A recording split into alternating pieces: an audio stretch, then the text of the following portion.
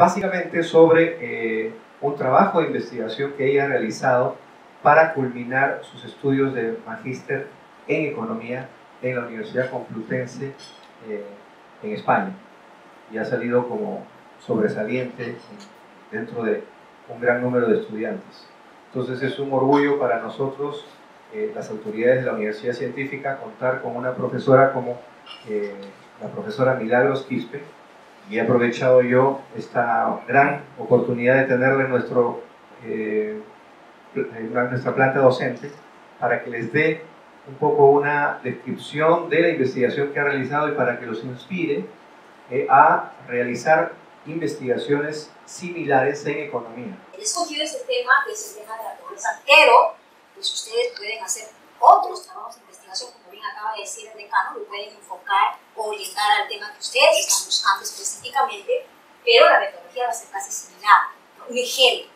Ahora bien, el tema de pobreza, porque como he venido ya impartiendo, por ejemplo, las chicas que están acá de estadística, es un tema que está muy relacionado con muchos temas como lo vamos a ver. El trabajo consiste en estos pasos. 5 pasos. Planteamiento teórico, un planteamiento metodológico, resultados, conclusiones y recomendaciones. En el planteamiento teórico siempre va a ir un concepto, una teoría de acuerdo al enfoque de la investigación que tú quieres hacer. A continuación, una metodología. ¿Cuál va a ser el uso? ¿Cómo vas a enfocar? ¿Cuál es el método que vas a utilizar para ver cuál es el método que tú vas a aplicar para poder decir o definir lo que has puesto? A continuación, una vez que tienes el método, aplicas un modelo económico porque lo que nosotros hacemos, obtienes unos resultados, las conclusiones y las recomendaciones. No existe un concepto único para definir exactamente cómo abarca o qué es la pobreza. Y si no existe un concepto único, tampoco existe una forma de medir únicamente la pobreza. Pero sin embargo, sí tenemos un consenso en decir, ¿no? Por ejemplo, que la pobreza es una situación de privación que obliga a quienes la padecen a llevar una vida fuera de los estándares socialmente establecidos. Es un consenso. Es un consenso, es decir, la mayoría llega a esa opinión. Pero además de eso, también hay otro consenso en el que dicen, bueno, pobreza es aquel peruano, aquella persona que vive con un nivel de bienestar por debajo al bienestar que se acepta socialmente. Eso es un consenso. Pero ese consenso se quiebra, por ejemplo, cuando tú dices, bueno, ¿cuál es ese nivel de bienestar? No sé, son muchos factores. ¿Cuál? Yo no sé cuál es ese nivel de bienestar. Más aún, no hay consenso en saber cuál debería ser el mínimo de nivel de bienestar para yo decir que ya soy pobre o no soy pobre. ¿Por qué es importante conocer o saber, ¿no? o definir la pobreza? ¿Por qué? Porque es importante. Aún más sabiendo que no existe un concepto único y por consiguiente no existe una forma de medir la pobreza únicamente, no hay. Entonces, la importancia radica en que conforme tú vas a definir la pobreza, tú vas a medir la pobreza. Entonces, tienes unos resultados de esa medición de la pobreza. Entonces, con esos resultados tú vas a aplicar tus políticas económicas para solucionar ese tema de pobreza. Dentro de esas políticas económicas, lo que hay es las políticas sociales. Dentro de las políticas sociales se encuentran los famosos programas sociales. Entonces, según como tú definas la pobreza, vas a medir la pobreza y vas a aplicar esos programas sociales a esa gente que tú catalogas como pobre. Ahora bien, entonces, si tú defines la pobreza de una forma muy restrictiva, muy dura, entonces tú vas a dejar demasiada población que realmente es pobre, no la vas a considerar como pobre y por consiguiente no le va a llegar la ayuda social.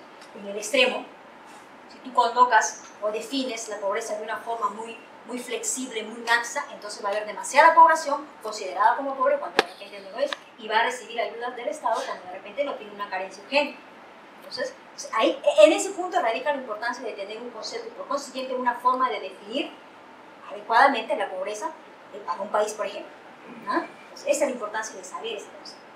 El enfoque monetario se define pues, o se considera pobre monetario aquel individuo que tiene menos de un determinado ingreso del hogar, ¿no? que tiene un nivel de gasto per cápita inferior a un gasto, o mejor dicho, es inferior al gasto necesario para adquirir una canasta básica de consumo. Eso es en términos monetarios. En términos multidimensional, pues dice, ¿no? Ese es un aporte importantísimo de Amartya Sen que ya hemos venido leyendo hasta el momento. ¿Qué dice Amartya Sen? Bueno, la pobreza no debe ser visto solamente en términos de un bien, que es en este caso el dinero. No, la pobreza tiene que ser visto de muchos ángulos, de muchas dimensiones. porque la pobreza no tiene un efecto unidimensional, sino multidimensional, ¿no? Entonces, pues dice eso, ¿no? Debemos de ver la pobreza como una cuestión de personas y sus capacidades y oportunidades en varias dimensiones, en lugar de verlo de una sola dimensión, que en este caso es la necesidades básicas insatisfechas, un tema subjetivo. Por ejemplo, no existe un enfoque para medir la pobreza subjetiva, que es la que se relaciona en función a cómo yo me siento realmente pobre, ¿no? Bueno, la de los activos es un enfoque muy interesante, moderno, en el que dice, bueno, pobre en activo es aquel pobre en el que o tiene pocos activos, o porque los activos que tiene son de baja rentabilidad, o simplemente no sabe administrar esos activos. Entonces, bajo ese enfoque él dice, bueno, los activos, la cantidad, calidad y productividad de los activos que puede tener un individuo determina su potencial de crecimiento. Por consiguiente, determina la reducción de su pobreza. La entidad del Estado que relaciona, que estudia, que hace el análisis de pobreza, que incide el cálculo, que hace el cálculo de pobreza, es justamente el INEGI. El INEGI calcula o estima la incidencia de pobreza usando un enfoque de pobreza monetaria. Así lo hace. Entonces, todos los reportes que saca el INEGI respecto a la pobreza es un enfoque monetario, es un enfoque de gasto, pobreza por gasto. Aquí sí me gustaría detener un poquito porque pues, no se trata solo de ver que las líneas de pobreza están evolucionando o han aumentado a través del tiempo por el efecto de la inflación, sino lo que nosotros tenemos que ver es, ¿no?, cuál es la consecuencia, por qué ha aumentado, por qué pasó desde el 2009 hasta el 2015, pues de 255 a 315 soles, bastante, una evolución bastante de la inflación, sabiendo que la inflación tiene un efecto a nosotros, pues un efecto contractivo, ¿no? Además de disminuir mi salario real, además de hacer eso, pues ¿qué hace, no? Por ejemplo, ya no me permite ahorrar más, porque mi capacidad adquisitiva disminuye, pero además de eso, pues si yo tengo unas deudas, pues me hace más deudor, ¿no? Porque sabemos que si una deuda, la tasa de interés es un bien, es un precio, y en términos de inflación el precio aumenta, entonces me hace más deudor, ¿no? Entonces, todo eso se puede reflejar acá, por ejemplo, cómo estas líneas de pobreza van evolucionando y cómo me va diciendo a mí la inflación va creciendo en el tiempo. Entonces, el INEGI mide la pobreza o la evolución de la pobreza en términos monetarios, y esto es lo que tenemos hasta acá, del 2009 al 2015, que es el periodo de análisis que se está haciendo. Entonces, pues aquí tú ves que efectivamente los niveles de pobreza se han disminuido. Claramente se puede ver acá, ¿no? Desde el 2009, de 33.5 hasta 28, a 21.8, pues la disminución es significativa. Y si tú avanzas un poquito hacia atrás, desde el 2007 hasta el 2015, pues en el 2007 marcaba sobre el 42% la pobreza. A 20% pues hay una disminución de 20 puntos y es bastante significativa. Ahora bien, lo que estamos disminuyendo, y está bien, son los niveles de pobreza, más no la pobreza en sí del peruano de pie. Eso sí, ahí está la diferencia, ¿no? Porque nosotros no sentimos que efectivamente nuestra pobreza está yendo bien. Ahí hay algo, efectivamente. ¿Se está disminuyendo los niveles de pobreza? Sí, está bien. Sin embargo, en los últimos años, aquí a partir del 2013 hasta el 2015, pues la disminución de la pobreza ha sido cada vez menor. Y va a seguir siendo cada vez menor, que ya sabemos que estamos en una etapa de enfriamiento de la economía. Por consiguiente, si se crece menos, pues hay menos oportunidades para poder seguir disminuyendo este tema de pobreza. Y es bien difícil llegar, no va a ser tan sencillo, pues que se cumpla probablemente la meta del gobierno, que es al 2021. La pobreza total la quieren llevar hacia el 15% y la extrema prácticamente erradicarla a 1%. Entonces, eso es bastante ambicioso, lo cual tendría un problema si es que seguimos con este fenómeno, con esta etapa de enfriamiento de la economía.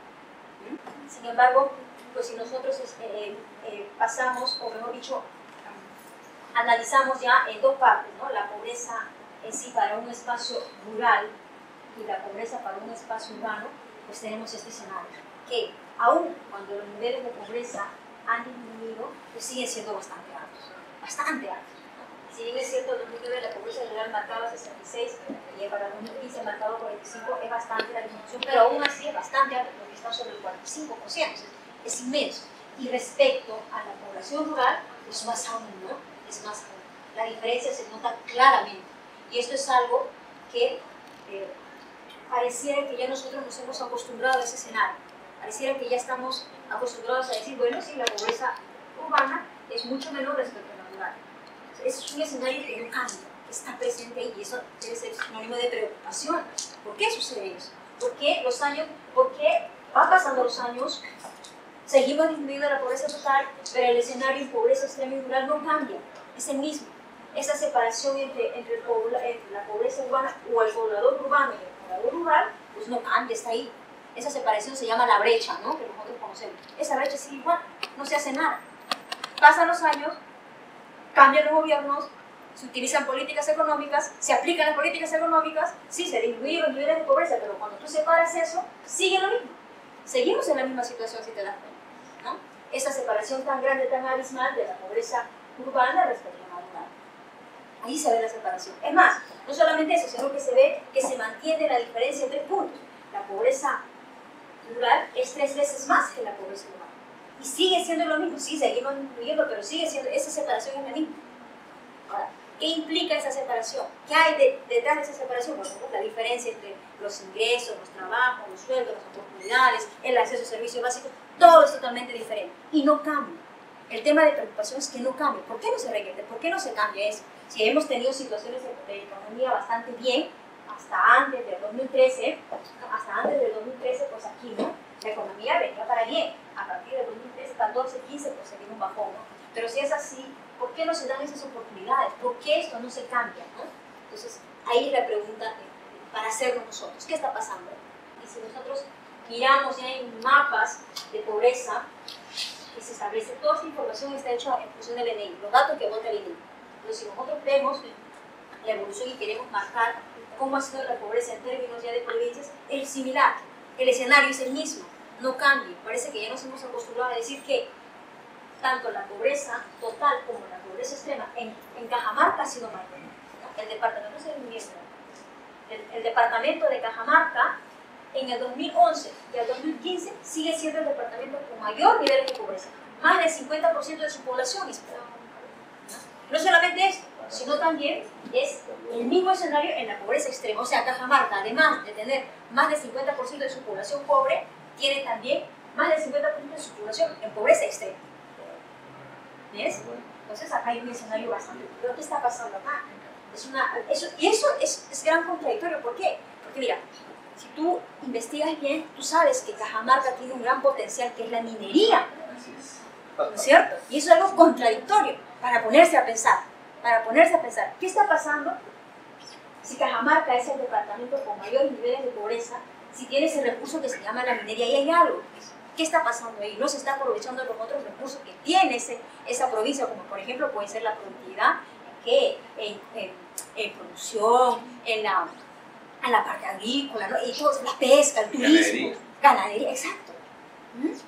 Caso contrario sucede con el departamento de Madre de Dios. Madre de Dios, durante todo este periodo de análisis, lo que se mantiene lo mismo es la provincia que, según este indicador, según esta medición de pobreza en términos de pobreza monetaria, medimos la pobreza en términos de gasto, Madre de Dios es el departamento que tiene los menores niveles de pobreza, ¿no? Y aquí hay pobreza y pobreza extrema, los menores niveles de pobreza. Sin embargo, si tú analizas y buscas más, Madre de Dios es el departamento que tiene los peores niveles de servicios básicos. Es decir, tiene los peores a nivel de departamento, tiene los peores niveles de agua, saneamiento, electricidad, comunicación, transporte. Pero ¿cómo? Si es el departamento que tiene menores niveles de pobreza. ¿Qué está pasando ahí? ¿Ves? Entonces, ¿no? Contradicción, es una paradoja, podemos decir nosotros, ¿no?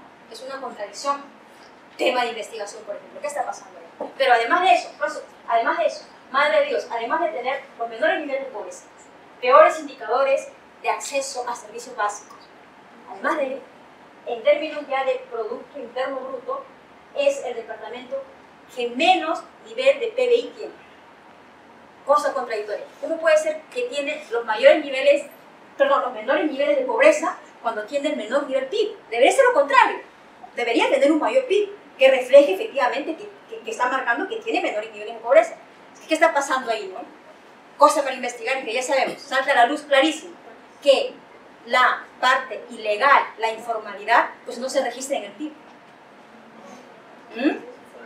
¿Ven cómo llegamos a deducir? Eso es. Entonces, eso no se registra en el PIB. Y eso es lo que debería estar pasando en Madre de Dios, porque si Madre de Dios tiene los menores niveles de pobreza, y que estoy viendo acá, y esto es un análisis que hace el INEI a través del término de gasto, o sea, que está gastando más de esa línea de pobreza, entonces debe haber un problema. ¿De dónde obtiene el dinero? Pues de una forma informal. En Madre de Dios, claro, tal ilegal, tal ilegal, y todo es ilegal, ¿no? Y eso es lo que está pasando. Investigar, ahí podemos, un gran material para investigar. Entonces, pues esto marca claramente, ¿no? Que además, ¿no? Entonces, esto marca que Perú, pues es un país, ¿no? Donde vemos que si bien es cierto los niveles de pobreza están disminuyendo, la desigualdad es, no se ha hecho nada. Hemos avanzado en disminuir los niveles de pobreza, pero no hemos avanzado absolutamente nada en disminuir la desigualdad, porque esto lo está marcando, ¿no? Y justamente ese es el análisis que obtuvo este gobierno cuando entró y dijo, bueno, aquí mismo, ¿no? Que dice, bueno, el Perú es un país pobre que tiene alrededor de 6,5 millones de población en situación de pobreza, en el que existe altos grados de desigualdad con población que no tiene ingresos suficientes para poder cubrir una canasta básica y que no tiene acceso a servicios. ¿Ves? ¿Cómo hemos llegado a deducir? Por los datos. Y así pasamos. Entonces, ¿no? Entonces, ¿cuál es el problema acá? Bueno, es que todo esto está medido, está hecho en función de la pobreza por gasto, a través de la pobreza. Entonces aquí debe haber un problema. Entonces, la medición de la pobreza por gasto tiene sus beneficios y también sus ventajas y desventajas, ¿no? Entonces, pues justamente una desventaja es esto, es que es muy limitado porque no captura efectivamente la pobreza del peruano. No llega a capturar verdaderamente la pobreza del peruano. Y eso porque cada peruano vive la pobreza, tiene la pobreza de forma diferente, ¿no? Entonces, pues no se necesitan otros indicadores que complementen a este indicador de pobreza mental, ¿no? Entonces, Cajamarca, por ejemplo, o Madre de Dios, por ejemplo, es clarísimo de cómo, lo que acabamos de ver, Madre de Dios es un ejemplo clarísimo de cómo la pobreza monetaria, la forma como se está midiendo, pues tiene sus limitaciones, clarísimo se nota, ¿no? Porque ¿cómo es posible que Madre de Dios tenga los menores niveles de pobreza y los peores indicadores de acceso a servicios básicos? Ahí nomás se nota la diferencia, ¿no? Entonces, eso es lo que decíamos, lo marcamos. Yo puedo gastar, yo peruano de a pie puedo gastar más de 328 soles, que es el valor de la línea de pobreza al mes, pero sin embargo sigo siendo pobre, porque sigo viviendo en unas situaciones de hacinamiento o porque simplemente no tengo acceso al agua, por ejemplo, no tengo saneamiento, o no tengo simplemente comunicación, ¿no? O simplemente tengo la educación primaria, nada más. Pero sin embargo gasto más de la línea de pobreza, del valor, del costo de la línea de pobreza, ¿ves? Entonces, se necesitan otros indicadores, además de esta forma de medir de forma monetaria, que complementen, ¿no? Para poder darme cuenta cómo puedo captar mejor el tema de la pobreza. Y justamente, ahí lo que yo he querido utilizar en este trabajo de investigación es el aporte de Amartya Sen. ¿Qué dice Amartya Sen? Amartya Sen dice, bueno, la pobreza, como lo hemos visto, no solamente debe ser visto en función a una sola variable que es el dinero, no, tiene que ser visto en función de otras variables, porque el efecto es multidimensional, no solamente unidimensional. Entonces, ¿qué otras variables pueden entrar? Pues, por ejemplo, estos que están acá. Por ejemplo, yo necesito ver la pobreza en términos de, por ejemplo, vivienda, salud, educación, acceso a servicios básicos, agua, saneamiento, electricidad, comunicación. Ver la pobreza en forma de la vulnerabilidad. Hablar sobre esta línea de pobreza es muy rico en temas de investigación. Créeme que sí. Aquí podemos hablar de mucho. Sin embargo, lo que podemos decir es lo siguiente. En el término de vulnerabilidad, esta es la línea de pobreza. Dice, bueno, el costo para el 2015 ha sido de 315 soles, para el 2016 ha sido de 328 soles. Pero si tú gastas más de 328 soles, estás en este escenario que eres no pobre. Si consumes menos, estás en este escenario, ¿no? Ahora bien, alrededor de esta línea de pobreza existe demasiada población que es extremadamente vulnerable. Extremadamente vulnerable. ¿Qué significa eso? Pues, ¿no? Que a cualquier shock de la economía que puede pasar, pues fácilmente la gente que está acá en este escenario, muy cerca de la línea de pobreza, pues nuevamente desciende hacia el pobre. Y el pobre que está acá, en un escenario de enfriamiento de la economía, por ejemplo, pues ¿qué hace? En lugar de avanzar este escenario, pues sigue retrocediendo. Puede llegar hasta la línea de pobreza. ¿Ves? Existe demasiada vulnerabilidad en este escenario. demasiada vulnerabilidad. Entonces, ¿qué se debe hacer? Bueno, pues se debe proteger esta situación. Yo necesito capturar la pobreza en términos de vulnerabilidad para saber qué debo hacer en esta situación. ¿Qué debo hacer cuando hay un shock económico? ¿Qué debo hacer cuando estoy en una etapa de enfriamiento de la economía?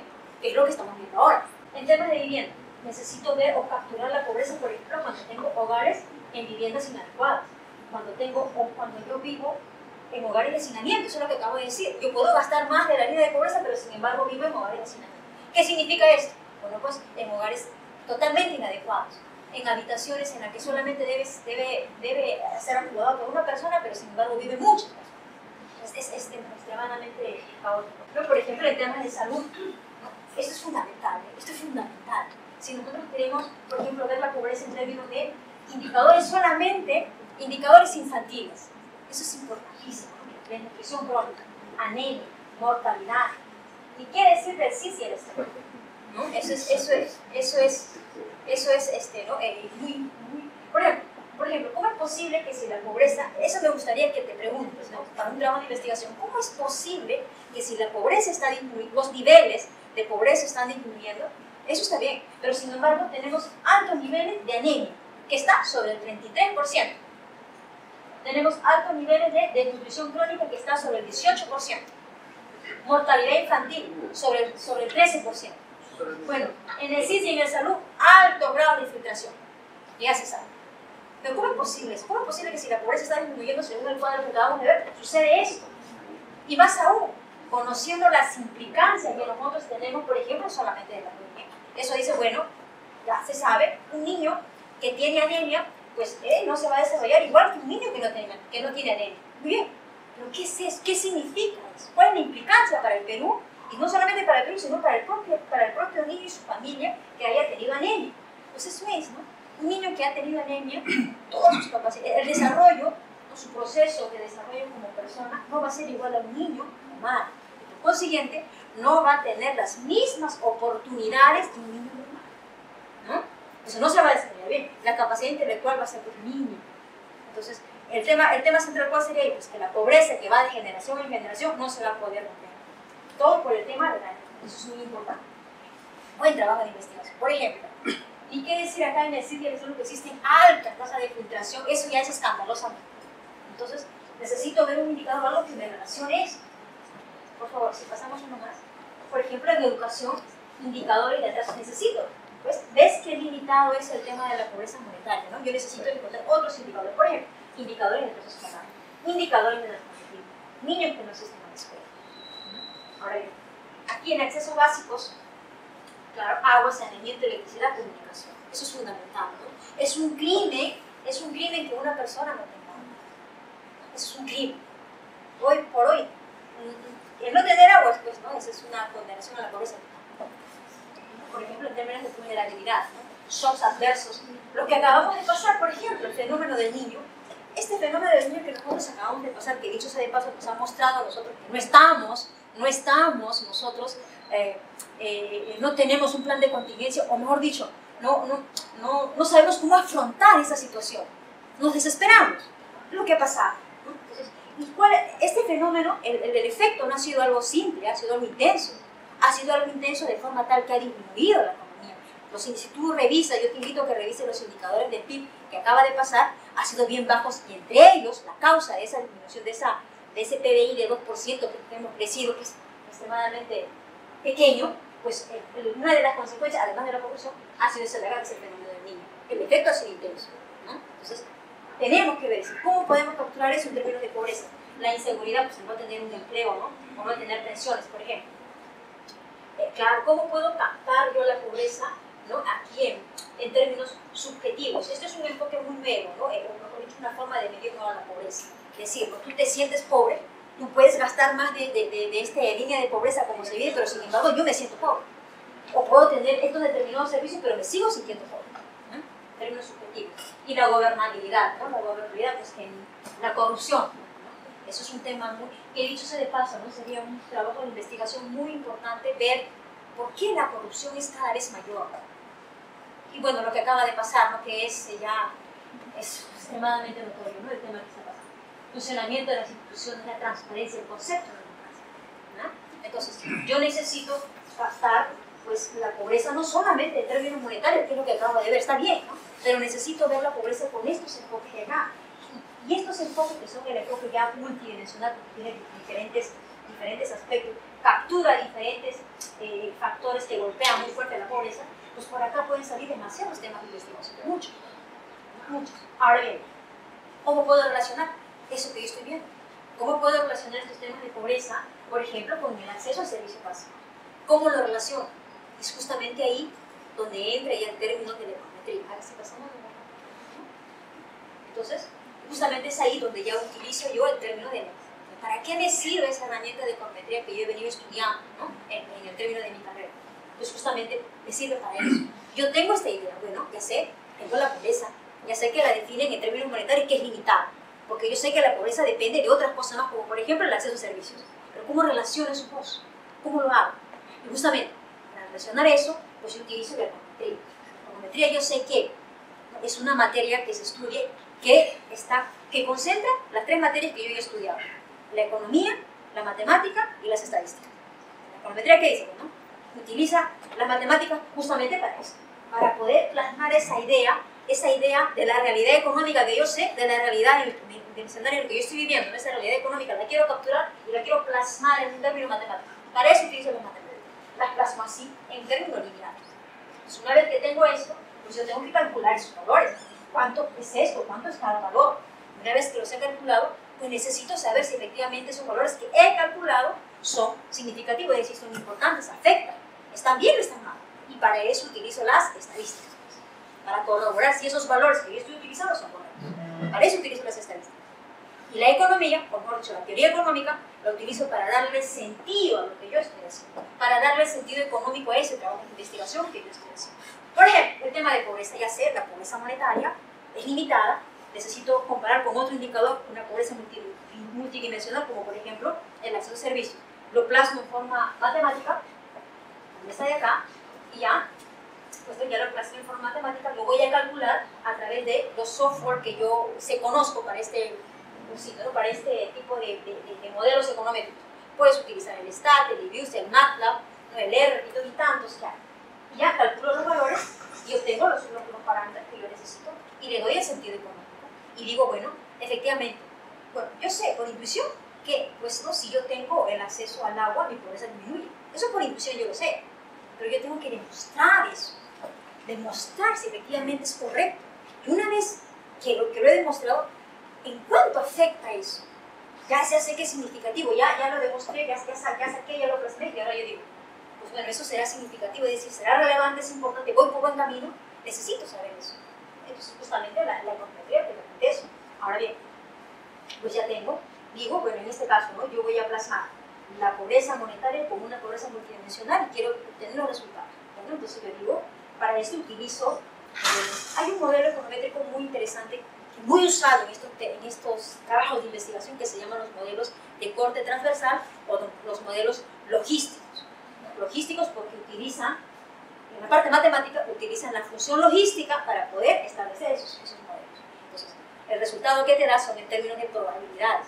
Y el uso que tú utilizas para las variables, ¿no? La forma como utilizas también es en términos de probabilidades. Entonces, se plasma matemáticamente utilizando la función logística como es esta de acá, pero créeme que esta función logística que yo veo, ¿no? A simple vista, ya lo vi, que es demasiado complejo respecto a esto. Para mí es mucho más sencillo analizar esto de acá y según mis econometrías que yo ya he pasado, si es que ya la pasé, me han enseñado a hacer un análisis en términos lineal, pero más no hacer un análisis en términos ya exponencial como lo están acá abajo. Entonces es demasiado complejo, yo no sé hacer eso. No, pues, entonces ese es el problema. El investigador dice, oh no, esto es muy complejo. Para empezar yo ni siquiera sabría cómo plasmar eso. No, pero es que pasar de este escenario tan complejo a este escenario que es mucho más sencillo, que lo que yo sé analizar, porque es lineal, no es complicado. No hay por qué asustarnos, no hay por qué ponerle una traba, ¿no? y limitar tal vez mi trabajo de investigación a algo muy cortito. No. Esto tiene una solución que es muy sencilla. Este modelo se trabaja en términos de probabilidades y si es en términos de probabilidades, las variables que entran en este modelo econométrico, ya lo vas a ver, los que ya lo han llevado y tienen un poquito más, pues las variables pueden entrar de forma cuantitativa y de forma cualitativa. Cuantitativa es un valor, una cantidad. Por ejemplo, ¿no? Los años de estudio, mis años de edad, qué sé yo, el número de hijos. Pero una variable cualitativa es una variable que te va a ti, que te permite capturar una cualidad, como por ejemplo, si eres pobre o eres no pobre. Si tienes agua o si no tienes agua. Si tienes servicio a electricidad o si no tienes servicio a electricidad. Entonces, tú lo que haces es transformar esas variables solamente en dos valores, 1 y 0. 1 si es que tienes el bien y 0 si no lo tienes. 1 si tienes la enfermedad y 0 si no lo tienes. ¿Entiendes? 1 si el evento va a suceder y 0 si el evento no sucede. Entonces tú dices, bueno, 1 si es que el evento sucede, 1 si es que soy pobre y 0 si es que no soy pobre. Entonces ahí yo voy catalogando mis variables en función a lo que yo necesito. Por eso se llama un modelo de tipo corto transversal, un modelo que utiliza las probabilidades para obtener los resultados.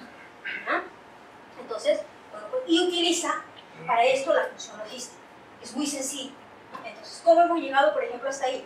Una matemática muy sencilla, que lo voy a demostrar ahorita. Por ejemplo, le digo, en términos de probabilidad, digo, bueno, y sub 1 es igual a 1, y digo, y es pobre. Entonces, cuando y coge el valor de 1, es pobre. Y cuando y coge el valor de 0, es porque es no pobre. Y ya está. Y así, cuando la variable x coge el valor a 1, entonces el evento sucede. Y cuando la variable coge el valor de 0, es porque el evento no sucede. Entonces yo digo, si la variable x en este caso es electricidad, si electricidad es igual a 1 es porque tengo el acceso al servicio de electricidad. Y si es igual a 0 es porque no tengo el acceso al servicio de electricidad. ¿No? Así. Y por ejemplo, si y es igual a 1 es porque tengo la educación. Y si y es igual a 0 es porque no tengo la educación. Y así puedo ir catalogando las variables que yo necesito para mi trabajo de investigación. ¿No? Ahora, ¿cuántas variables? Poco, mucho, demasiado. Todo eso lo vas a ver ya en términos cuando tú llevas el curso de economía. Ahí te van a enseñar ni mucho, ni poco, cuánto, qué cantidad, de acuerdo a lo que yo voy a investigar, lo que quiero demostrar. ¿No? Porque ya como acabamos de ver en este panel, que vimos, la pobreza depende de muchos factores. ¿No? Yo quisiera ponerlos todos, pero no se puede. ¿No? Porque te complica la investigación. Tiene que ser de acuerdo a lo que tú vas a estudiar. ¿No? Las variables que tú necesitas escoger. He utilizado mis matemáticas, mis estadísticas, y ahora me falta aplicar la parte econométrica, que es lo que vamos a hacer. ¿Ves? Entonces ya está, mira, esa parte lineal, solamente que aquí yo he puesto z como una sola variable, pero z puede ser muchas otras variables más. ¿Ves? Entonces yo tengo acá, la razón de probabilidad es esto de acá. Entonces, esto puede ser, ¿qué cosa? La probabilidad de que el individuo sea pobre respecto a estas x que están acá, ¿no? Entonces, en econometría, ¿cómo decimos? Pues si yo quiero hacer un modelo econométrico, yo plasmo esta forma lineal en la que la variable que está acá es la variable dependiente, la variable que yo voy a explicar, que intento explicar en función de las variables explicativas. Es decir, las variables x que van a explicar, en este caso, según esta función, yo tengo y que va a ser la pobreza, mi variable dependiente, y digo, para la parte de acá, las variables explicativas que van a ser las que van a explicar la pobreza. En este caso puede ser el acceso, por ejemplo, al agua, al servicio, al agua, saneamiento, comunicación, transporte, energía, salud, educación, qué sé yo. ¿No? Muchas variables que yo quisiera poner, y ya está. ¿Ves que ya hice mi modelo econométrico? Ya está. Mi variable dependiente para este modelo econométrico que voy a querer plasmar en términos de pobreza. Entonces, bueno, mi variable dependiente va a ser Y. 1, cuando el hogar es pobre, ¿no? Y esto lo voy a calcular en función de lo que me hace la pobreza en términos monetarios. ¿Qué dice? 1, cuando el hogar es pobre, cuando el gasto per cápita es menor a la línea de pobreza. Y 0, el hogar no es pobre, cuando su gasto per cápita es mucho mayor a la línea de pobreza. Entonces ya tengo definida mi variable dependiente. Y por acá tenemos las variables pues, explicativas, ¿no? Las he querido capturar en variables de características, por ejemplo, de la vivienda, número de vivienda, el número de miembros que hay en la vivienda, las habitaciones de la vivienda, características del hogar, por ejemplo, un hogar, cuánto marca la pobreza cuando un hogar está, el jefe es, o la cabeza del hogar es una mujer o un varón, por ejemplo. Cuánto marca la diferencia, el idioma, muy importante, ¿no? El idioma que habla el jefe del hogar, ¿no? Por ejemplo, acá los años de educación, la lengua materna, el capital privado, por ejemplo, tierras, número de activos, el capital físico público, ¿no? Por ejemplo, si tenemos el acceso al agua, al saneamiento, a la electricidad, comunicación, el título de propiedad de la casa, y ¿qué más he puesto acá? Ah, ya, un capital social es cuando pertenecemos a determinadas asociaciones. En este caso podría ser, ¿no?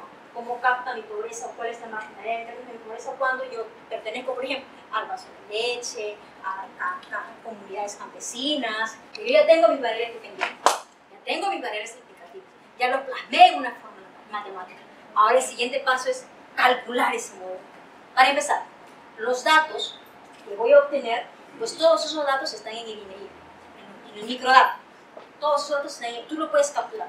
El siguiente paso es justamente que las conclusiones y a continuación las recomendaciones les van a salir solitos, sale del resultado que tú has obtenido. Una vez que tú has trabajado bien, has hecho el modelo econométrico, ya te salen las conclusiones que las estás haciendo marcaditas y a continuación te salen los resultados, perdón, las conclusiones y las recomendaciones, que pueden ser muchas recomendaciones. Entonces, según este modelo econométrico que hemos plasmado, pues ya tengo las conclusiones que salido así. Primero, efectivamente, en el periodo 2009-2015, que es el periodo de análisis que yo estoy haciendo, que bien tú puedes ampliar ese periodo, digamos, del 2007 al 2016, que marcarían los 10 años, ¿no? Claro, del 2007 al 2016 son 10 años, podría replicar esto para los 10 años. Efectivamente, la pobreza monetaria y pobreza extrema ha disminuido. Además, en este escenario, la línea de pobreza también, la línea de pobreza se ha incrementado en un escenario en que la pobreza ha disminuido, algo contradictorio.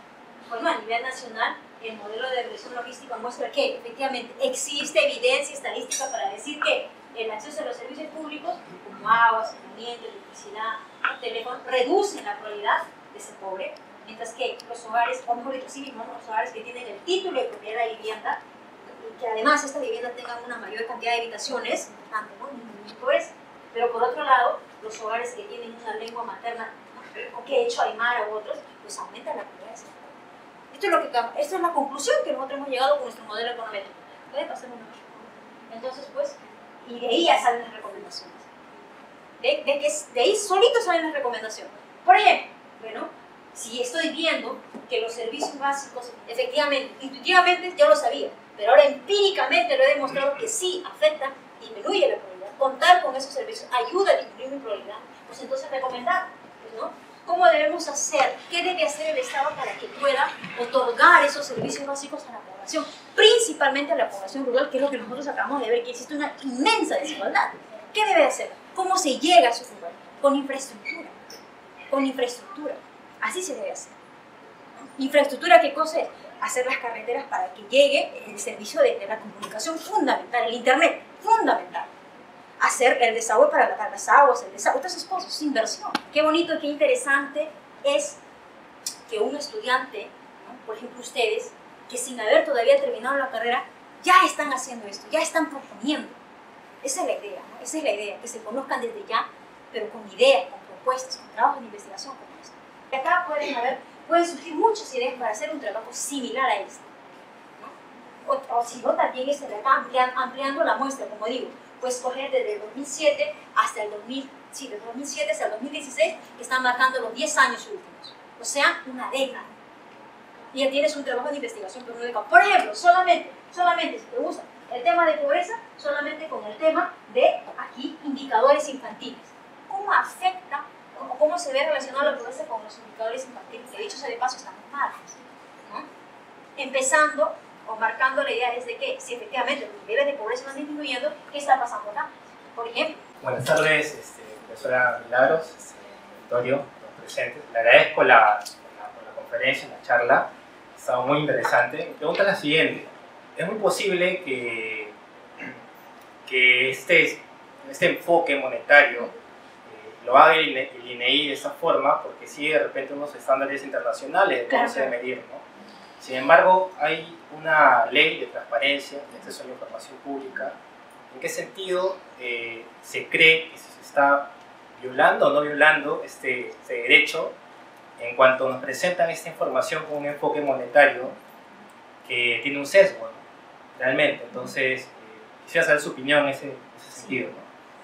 Muchas gracias. No, mira, efectivamente, como tú bien lo acabas de decir, hay un sesgo, ¿no? Pero, como bien yo decía, aplicar este enfoque, ¿no?, tiene sus ventajas y sus desventajas, ¿no? Y también la forma de por qué lo están usando. Para empezar, la forma en la que tú mides la pobreza depende de muchos factores y también depende de cómo está, depende de las características de pobreza que vive el peruano. Pues en América Latina, la mayoría de países tenemos casi las mismas características. Entonces, los países de América Latina, por decir casi todos, utilizan este método. Entonces, una ventaja de este método, de hacerlo de esa forma, que es sesgada, claro que sí, pero otorga que tú tengas una colección de datos, ¿no? Una huella, por decir, de cómo está la situación de la pobreza en tu país. Para empezar es eso, tienes una data, tienes algo de qué hablar, cómo ha evolucionado, porque lo estás marcando, porque lo estás haciendo a través de encuestas. Eso es por un lado. Por otro lado es que tú puedes comparar en sí ahora la pobreza con otros países. ¿Por qué? Porque lo acabamos de decir, no existe un modelo único, no existe una forma única de medir la pobreza. Como no existe, pues todos los países que miran de forma diferente, ¿no? Si es así, ¿cómo podemos comparar? ¿Cómo yo podría comparar la pobreza de Perú con la pobreza de Chile si están utilizando enfoques diferentes? No se podría, ¿ves? Entonces, eso es también uno de los por qué se utiliza este método en la mayoría de los países, ¿eh? Entonces, comparan, en términos monetarios, la pobreza de A es mayor o menor respecto a la pobreza del país B. La pobreza del país A es mayor o menor respecto al país B. ¿Ves? Todo tiene un enfoque. Sin embargo, el mismo INEI también ya está viendo que va a incluir o está viendo, haciendo análisis de trabajo de ser un enfoque multidimensional, que es diferente al enfoque de necesidades básicas insatisfechas, ¿eh? No son lo mismo, parecen similar, pero no son lo mismo, ¿eh? Son diferentes. Entonces, eso es, ¿no? El tiempo está cambiando, evolucionamos todos, y también tiene que evolucionar la forma de cómo medir esta pobreza. Tenemos que encontrar un indicador que me refleje mejor la pobreza. Eso es. ¿Eh? Hay una proyección de especialistas que la pobreza no va a reducir.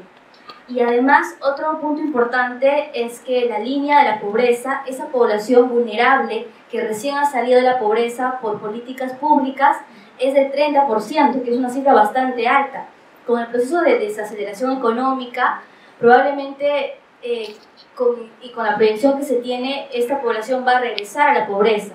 Entonces, la pregunta que tengo es, ¿qué políticas macroeconómicas de corto plazo tendría que recomendar para un poco, digamos, lidiar con este problema, ¿no?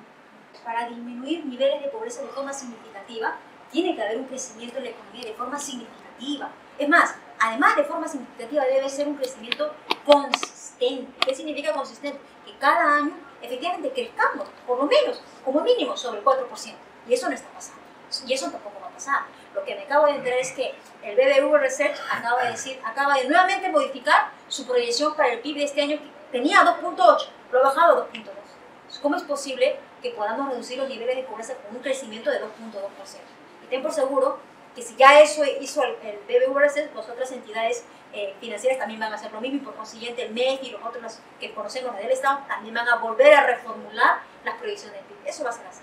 Entonces, pues es imposible, ¿no? Efectivamente, los niveles de pobreza cada vez más va a ser menor la disminución que se va a dar. Y es muy probable que al 2021 pues, no se llegue al bicentenario, ¿no? La meta que se había establecido. Bueno, eso por un lado. Pues efectivamente, no existe, alrededor de la línea de pobreza existe demasiada vulnerabilidad, lo que acabamos de decir.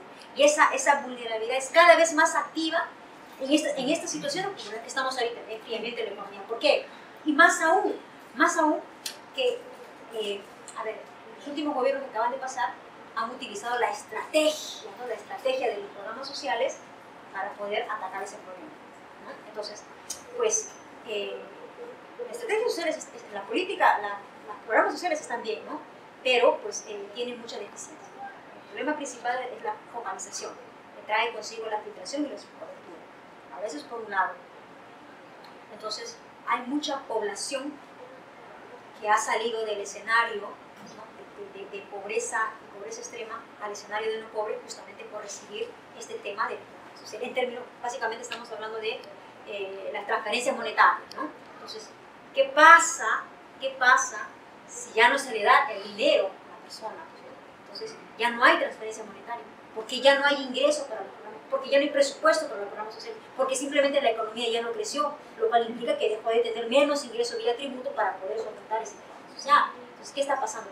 Entonces, la vulnerabilidad es inmensa. Entonces, ¿qué hacer? ¿Qué hacer? Entonces, por ejemplo, a mí una buena idea se me ocurre es que lo que debemos de dar nosotros es, ¿no? Si bien es cierto, sí, programas sociales, pero programas sociales que sean productivos, no contentarnos solamente con recibir, sino que nosotros tengamos que crear nuestro propio ingreso. O sea, que debamos recibir ayuda sí, pero para poder producir mejor, para producir para empezar. ¿no? Para crear nuestros propios ingresos vía nuestra productividad. Hay muchas regiones que están abandonadas y que sin embargo tienen un potencial inmenso, que no tienen la ayuda, o no dicho, no existe, no hay forma de cómo poder darles, otorgarles eso, ¿no? La productividad, enseñarles a ser productivos. Porque no solamente darle la plata, ya tienes el problema, toma dinero y ya, no es así. Hay que enseñarle a cómo ser productivo utilizando el potencial que tiene en esa región. La agricultura, la ganadería, qué sé yo, todas estas, el turismo, la comida, la gastronomía. Claro que sí, hay que enseñar. Entonces, para mí una muy buena propuesta, por ejemplo, podría ser eso, ¿no? Una propuesta de corto plazo es eso, ¿no? Hacer programas productivos, enseñarle a cómo crear ellos, enseñarles a cómo poder aumentar su potencial, ¿no? Que sean más competitivos en el mundo. Por ejemplo, para mí podría ser eso. Una gran posibilidad de formar una línea de investigación dentro de la carrera de Ingeniería Económica. Esta línea de investigación orientada a la pobreza y formas como medir, porque veo solamente mirando este cuadro, que es una diapositiva matadora, ¿no? Acá hay un sinfín de trabajos de investigación que los estudiantes en general podrían ir armando, podrían ir desarrollando y con contribuciones directas a sus comunidades. A eso es lo que quería llegar. ¿Cómo puedo retribuir lo que yo estoy recibiendo de la forma en la que yo estoy aprendiendo? ¿Cómo lo puedo retribuir con esto? Con un buen trabajo de investigación. Con un trabajo de investigación, por ejemplo, de acá, aquí existen muchas formas, por ejemplo, para estudiar. Yo vengo, por ejemplo, yo vengo pues de Apurímac, digamos. Entonces, ¿cómo está el escenario en términos de indicadores infantiles de Apurímac? ¿Cómo se refleja? Oye, yo tengo el estudio, el Estado está, yo vengo por beca 18. He hecho un trabajo de investigación en el cual está relacionado, según la carrera que yo estoy estudiando de economía, de la pobreza con estos indicadores de indicadores infantiles. Y aquí veo que está mal. Hay algo aquí. Hay que hacer algo. O sea, mi trabajo de investigación me está diciendo esto. Hay algo aquí. Debemos hacer algo acá, ¿no? Entonces, yo soy estudiante y tengo estas propuestas, tengo estas ideas. Y créanme que tú tienes un plus ya ganado. Que el Estado te va a escuchar. Créeme que te va a escuchar. ¿Por qué? Porque tú eres de beca 18. Para Cajamarca, pero algo en tema de Cajamarca. ¿Por qué hay demasiada ilegalidad en Cajamarca? ¿Por qué hay un PIB demasiado bajo en Cajamarca? Sin embargo, hay mucho movimiento, mucho comercio. ¿Por qué? ¿Qué pasó ahí? ¿Ves? Claro que se puede hacer un trabajo de investigación muy interesante. No solamente para eso, para muchos. Bueno, los que no son de provincia, los que son de Lima, pues la corrupción. ¿Qué está pasando con la corrupción? La transparencia. ¿Trabajan bien las instituciones que nosotros tenemos? ¿Cómo se refleja? ¿Qué hay que hacer? ¿Cómo podemos empezar desde ya eso? ¿Ves? Muchos temas por investigar acá, muchos temas. Y qué bonito sería que ustedes vayan haciendo desde ya, ¿no? Desde ya. Vayan empezando un tema de investigación y pues van pasando los ciclos y vas viendo que este tema de investigación, en este ciclo, con el curso que estoy aprendiendo, estoy investigando más. Avanzo otro curso más y más me enfoco en mi trabajo de investigación, voy dándole más forma y ya tengo un trabajo hecho. Eso es. Sí, claro, por favor. Profesora, en primer lugar, felicitarla. Ha sido una exposición en primer lugar, muy ordenada, muy esquemática y que lo aprecio mucho, ¿no? Yo la verdad que he valorado bastante este esquema, ¿no? Muy explícito. Y ahora vemos ahí en esta diapositiva, digamos, la cantidad podríamos decir, de vectores de investigación, ¿no? En realidad es una línea, comentaba con nuestro decano, que la línea de pobreza es un área, puede ser una línea de trabajo en la universidad, por cierto, pero y como todos podemos verlo, genera muchos vectores de investigación, solamente pobreza, estamos hablando de pobreza. Bueno, el país tiene muchísima cantidad de temas para poder abordar, ¿no? Acá yo solamente quería más o menos saber su opinión y naturalmente creo que de repente va a coincidir conmigo, en el sentido de que si bien es cierto podemos hacer estudios econométricos bastante puntuales naturalmente para poder seguir continuando con la investigación, sentar elementos concretos para poder hacer nuevas investigaciones, naturalmente vemos que hay un trabajo puntual y sobre todo en muchos de los aspectos